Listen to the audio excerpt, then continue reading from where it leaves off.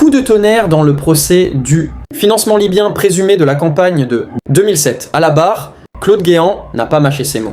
L'ancien bras droit de Nicolas, Sarkozy se dit outré et même scandalisé par certaines insinuations lancées au cours des débats. Une fracture publique, rare, entre deux hommes qui ont longtemps été inséparables au sommet de l'État. Pendant des années, Claude Guéant a été l'un des piliers du sarkozysme, secrétaire général de l'Élysée, puis ministre de l'Intérieur, un fidèle parmi les fidèles. Mais aujourd'hui, dans ce procès tentaculaire, autour de soupçons de financement en provenance de la Libye de Mouammar Kadhafi, les lignes semblent bouger. Face au juge, Guéant rejette fermement toute idée de malversation, mais surtout il exprime son incompréhension face à certaines déclarations attribuées à Nicolas Sarkozy. Sans le nommer directement comme un adversaire, il laisse transparaître une forme de blessure. Comme si dans cette affaire, chacun cherchait désormais à se protéger, quitte à fragiliser l'autre. Ce procès, déjà explosif sur le plan politique et judiciaire, prend donc une tournure plus personnelle, car derrière les accusations, il y a aussi une bataille de crédibilité. Qui dit vrai? Qui protège quoi? Et jusqu'où les anciens alliés sont-ils prêts à aller pour éviter une condamnation?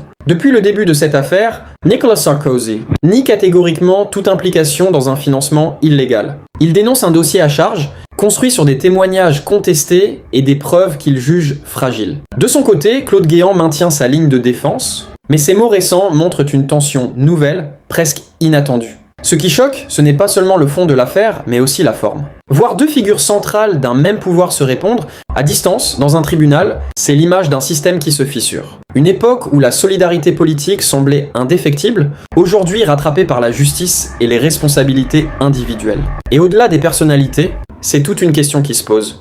Jusqu'où peut aller la loyauté en politique? Est-elle absolue ou disparaît-elle dès que les risques judiciaires deviennent trop importants? Dans cette salle d'audience, chaque mot compte, chaque nuance est scrutée. Et les déclarations de Claude Guéant ne sont pas anodines. Elles pourraient marquer un tournant dans ce procès en révélant des tensions internes que beaucoup soupçonnaient, mais que peu avaient vu s'exprimer aussi clairement. Alors que les audiences se poursuivent, une chose est sûre. Ce procès ne se joue pas uniquement sur des preuves ou des témoignages, mais aussi sur la perception du public. Et dans l'opinion, ces divisions pourraient peser lourd. Reste à savoir si cette rupture apparente, entre deux anciens alliés, changera le cours de l'affaire, ou si elle ne fait que révéler ce qui, depuis longtemps, se jouait en coulisses. Et vous, qu'en pensez-vous? Est-ce le signe d'une vérité qui commence à émerger, ou simplement une stratégie de défense où chacun tente de sauver sa peau?